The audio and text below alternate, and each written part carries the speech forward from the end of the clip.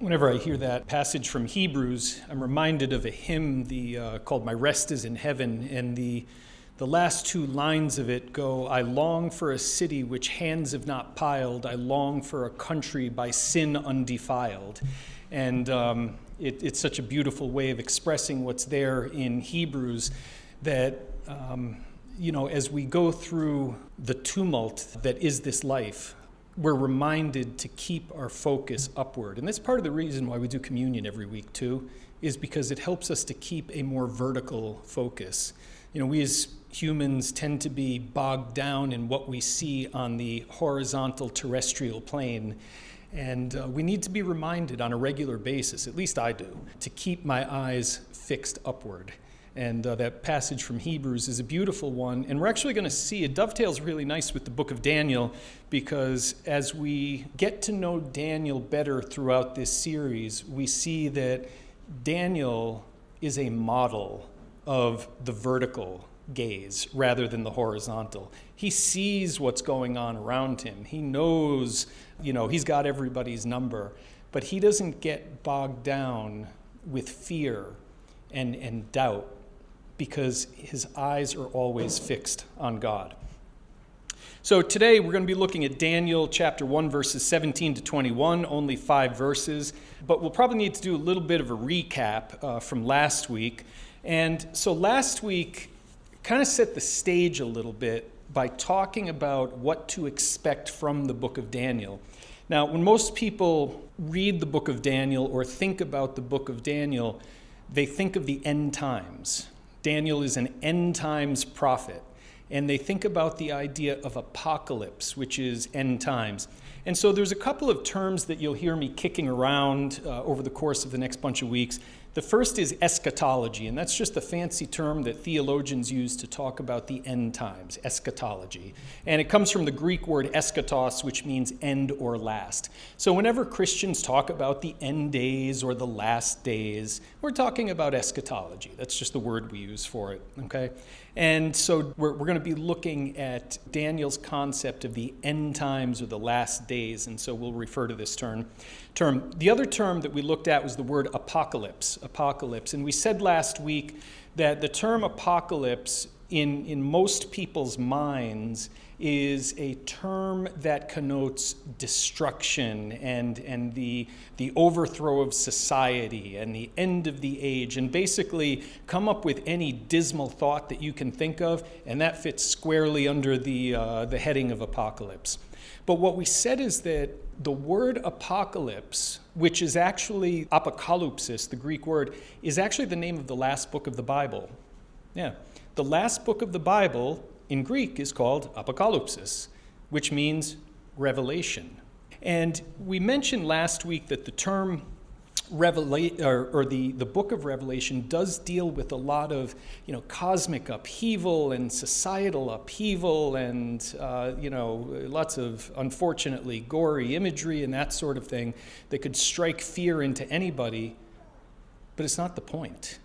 The point in the book of Revelation is not all of the things that will transpire. If you read the book from the beginning, it's called the Revelation of Jesus Christ. And how does the book begin? It doesn't begin by talking about all this terrible imagery that is supposed to instill fear in the readers.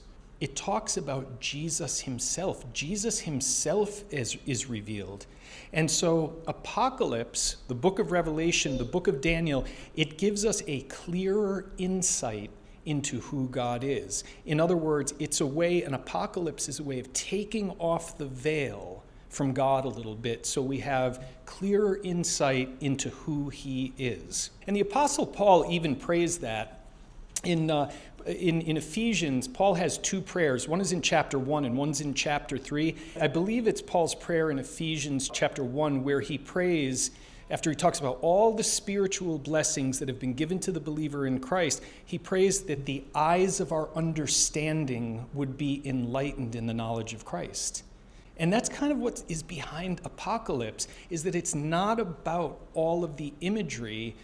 All of that nasty imagery is a way of saying, you know what? God knows the end from the beginning. And that's designed not to instill fear in the believer. It's actually designed to instill confidence that even when it doesn't seem like it, God's got things under control. And so that's really what apocalypse is about. And Daniel is the apocalypse from the Old Testament. Revelation is the apocalypse from the New Testament. All right, now, going ahead a couple, Ray, to Daniel chapter 1 and verse 1, just really quickly as a recap from last week. Chapter 1, verse 1 says, "In the 3rd year of the reign of Jehoiakim, king of Judah, Nebuchadnezzar, the king of Babylon, came to Jerusalem and besieged it." And so at this time, Babylon is the major world empire. In the Old Testament period, the Israelites had to deal first with the Assyrians, who were from Syria and Iraq. And after the Assyrians, their empire died out, the Babylonians took over. And King Nebuchadnezzar was the great king of Babylon. And in 587, he came to Jerusalem and he utterly decimated the city. Destroyed the temple. The temple was razed to the ground. You can read in verse 2 here that the vessels of the temple were plundered and brought to Babylon.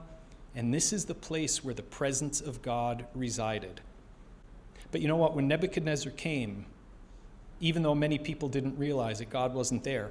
Because when you read the book of Ezekiel, in Ezekiel chapter 10, we get this image from before the time Nebuchadnezzar comes of God's heavenly chariot lifting his presence up out of the temple. And you know where he goes? To Babylon. He goes to Babylon, which is a scandalous thought in the Old Testament world, because God's presence was supposed to reside in Jerusalem. That was his home. That's where he resides. And many ancient people believed that a God is only powerful in his own country. The book of Ezekiel tells us that God can go on vacation if he wants to. And so God goes on vacation in southern Iraq in the exile with his people, and he establishes in their minds and hearts that he is powerful not only in Jerusalem, but wherever in the world he actually is. And that's something that is actually there that they should have known from the foundation, because in Exodus chapter 3, when God reveals himself to Moses, he says, "I am," anybody want to finish it? Say it louder again, "I am." That's what your translations may say. But unfortunately, sometimes translators get it wrong. And how it should be translated is, "I am where I am." I am where I am. And you know why that's the issue? It's right there in the text for us to see. Moses is in Midian. Obviously, God is there. But the God of Midian, right, is telling him to go to Egypt. And Moses says, I don't know about that. They have their gods here over in Egypt. And I don't think you're going to have my back. And so in Exodus 3:14, God says, "Ehyeh asher ehyeh," I am where I am, which is exactly the message that Ezekiel preaches in Ezekiel chapter 10, that wherever his people are, God can be there too. Very, very powerful message. Now, why do we need to know this? Why are we rehashing all this Old Testament history? Because Daniel tells us that in the time of the Babylonian exile, when Nebuchadnezzar comes and he takes away some of the leading people of the house of Israel, he brings them to Babylon. Many of them lost faith. We don't have to worship God anymore. We should start worshiping Babylonian gods. But if they knew the call of Moses, if they knew the message of Ezekiel, they would realize, even with God's temple destroyed, he is powerful wherever he is, and that can be in Babylon too. Now, why does that matter, of course? Skipping over the maps, it's because Daniel is in Babylon in a foreign court with pagan people. And he might have thought at that time, I don't know that I can do this. I don't know that I can represent God in this environment. And on a much smaller scale, one of the things that my wife and I had to kick around over the years was how we were going to educate our children, okay? And let me preface my comments by saying I am not telling any of the parents in the congregation how I think they should educate their children. That is not the purpose of this. I'm simply recounting the fact that we struggled, given our circumstances, where we were living, our financial means, and a number of other considerations that were going on in our life, how we should educate our kids. And so when Abby was young, we homeschooled her right off the bat. It soon became necessary to put her in a school just for circumstances we were going through. So we put her in a small Christian academy, and then Anna and Mia, I think, ended up there for a while, right? And then we moved. I got, the job at the seminary in New York, and homeschooling was not on the table anymore. We didn't have money for a Christian school, and so public schools were really the only option for us. And given some of the stuff that I knew my kids were being exposed to in the public schools, we were sometimes rightly concerned. Jimmy Buffett had a song, "We Are the People That Our Parents Warned Us About." I was one of those guys. And I didn't want my kids to turn into what I was in high school. But looking back at things now, what I find is that all four of my kids had a different educational experience just because our lives changed so much. And we were concerned, but what I found is that even though we got a lot wrong as parents, I'm not, propping ourselves up here, but with God being part of our home and being intentional, God has clearly walked with my children through the various circumstances of life, even when the educational situation, frankly, was not ideal. And I see all of my kids walking with God now. And I'm not saying, again, I'm not dictating to parents, hey, you should do this because my kids did that. Not saying that at all, okay? I think as parents, you have to do what you believe, what God convicts you to do is best for your children at the season that you're in, and that's where the discussion stops, right? But what we are all going to find, not just in educating our children, but just sometimes we get put in a place that's not an ideal situation. It may be a situation at work. It may be a situation in your home, with a family member who's living with you. It can be a whole bunch of different things. But what we learn from Daniel, what we learn from Ezekiel, what we learn from Exodus 3:14 when God says, Ehyeh asher ehyeh, I am where I am, is that God can glorify himself in those situations, and it's up to us to keep a vertical focus much more than a horizontal focus, if that makes sense. Anyways, so Daniel 1:3 says, Then the king commanded Ashpenaz, his chief eunuch, to bring some of the people of Israel, both of the royal family and of the nobility, Daniel, youths without blemish. Now, this is a really strange phrase here. Where do we read about something being without blemish in the Old Testament? What comes to mind? Isn't that interesting? We don't usually talk about, oh, look, someone walked through the door who's without blemish. It's like, we just don't talk like that. This isn't an accident that it's phrased this way. What's our expectation if Daniel is being described as a youth without blemish? Sacrifice. Right from the beginning of the book, Daniel being in a foreign court, he is set up as someone who is marked as a sacrifice for his God, as are his friends. Youths without blemish, of good appearance and skillful in all wisdom, endowed with knowledge, understanding, learning, and competent to stand in the king's palace and to teach them the literature and language of the Chaldeans. He had to learn the literature of the day, and by the way, this included stuff that most Christians would not have on their reading list, okay? Daniel had to learn Babylonian pagan religious literature.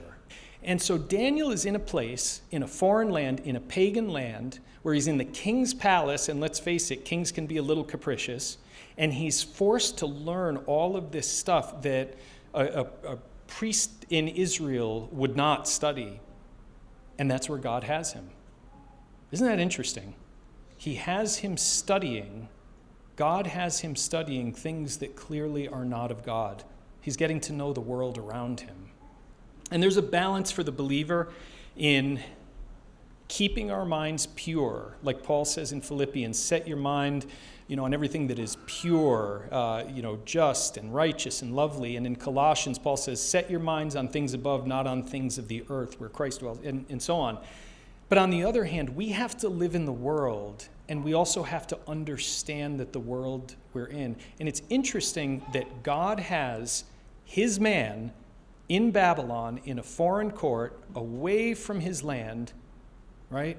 In a context where everybody's a pagan, worshiping false gods, and Daniel even has to learn the culture in depth on a scholarly level.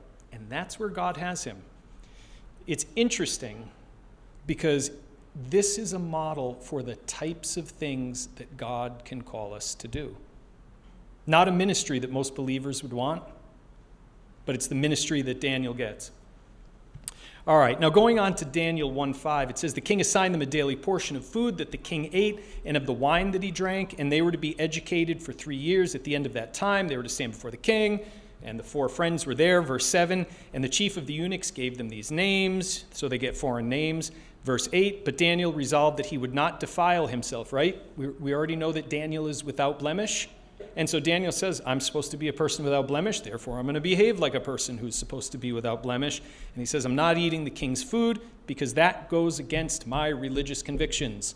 And where does that come from? Just as an example, Leviticus 11, verse 43, you shall not make yourselves detestable with any swarming thing that swarms, in other words, bugs, and you shall not defile yourselves with them and become unclean through them, for I am the Lord your God. Consecrate yourselves therefore and be holy, for I am holy. You shall not defile yourself with any swarming thing that crawls on the ground.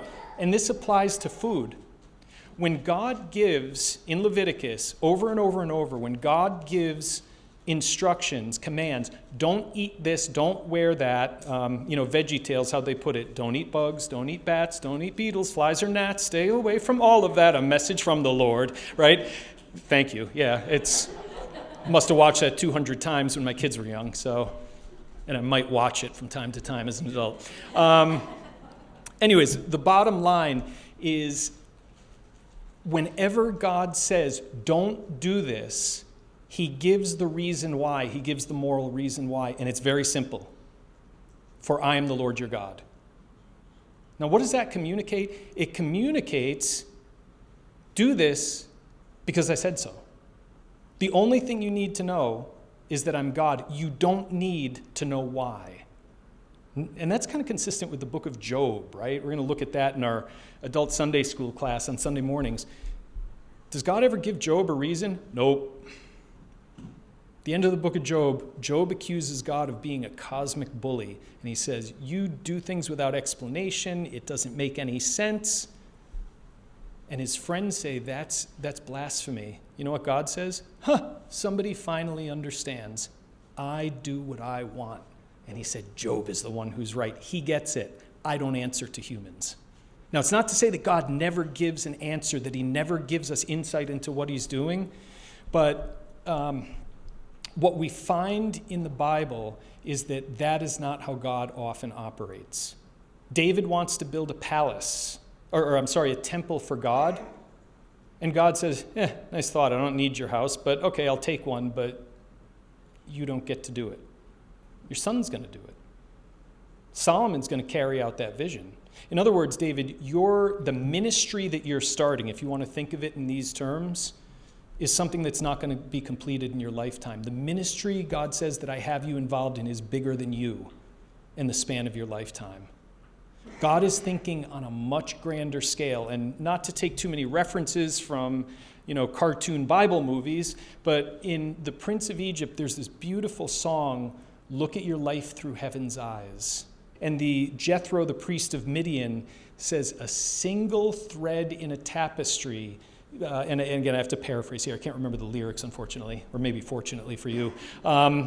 But a single thread in a tapestry can't see its purpose in the grand design. And that's kind of what we are as believers.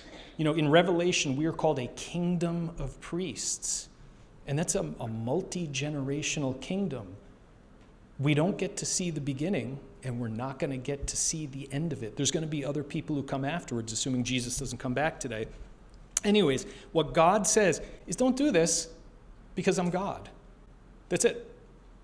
Daniel gets that, and because Daniel understands this message, when he goes into the foreign court and the king, the authority, the one who has power over his life, says, here, I want you to eat this food, Daniel can say no. Because he understands Levitical law, priestly law. God says don't do it, He's the Lord my God. That's the end of the discussion. Got to admire that conviction.